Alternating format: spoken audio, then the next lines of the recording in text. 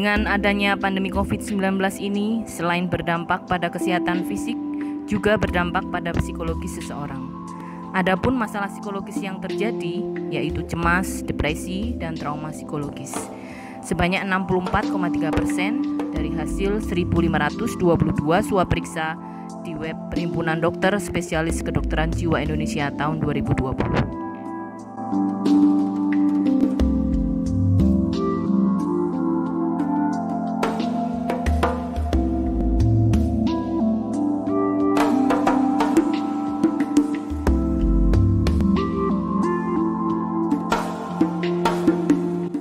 Stres ini dalam masa pandemi, dalam masa wabah ini, dalam bencana ini adalah suatu hal yang wajar.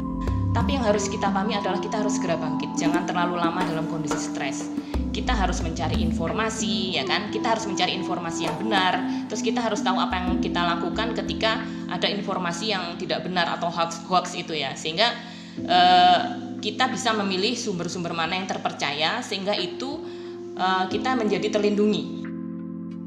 Sebagai salah satu cara kita untuk memanage stres yang sangat mudah sekali dilakukan, kecukupan tidur, olahraga juga itu bisa mengeluarkan hormon endorfin, di mana itu adalah hormon yang dari dalam tubuh yang bisa membuat kita happy. Jadi kita nggak usah susah-susah mencari dari luar.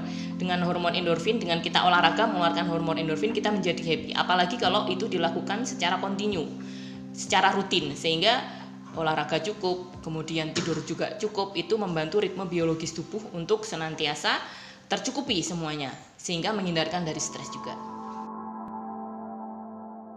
Pola relaksasi ini akan membantu kita lebih fokus apa yang seharusnya sebenarnya di depan kita ini yang harus kita hadapi.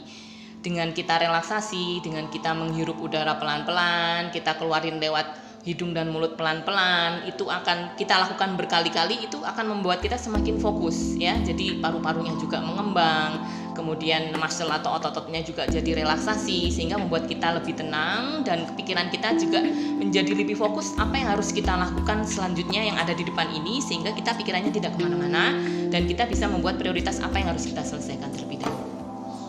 Sekarang ini kita dituntut harus bisa bertahan dalam masa pandemi ini, baik secara fisik maupun psikisnya, itu nggak bisa terpisahkan. Jadi tadi yang saya bilang, ada gejala, ada fungsi, ya kan? Fungsi itu bisa ada bagaimana performance kerja kita, bagaimana relasi kita dengan orang lain, itu bisa terlihat di situ. Stres itu bisa terlihat dari performanya turun, dia cenderung marah-marah atau cenderung tegang. Itu kita harus mau diingatkan dan mau mengevaluasi diri kita.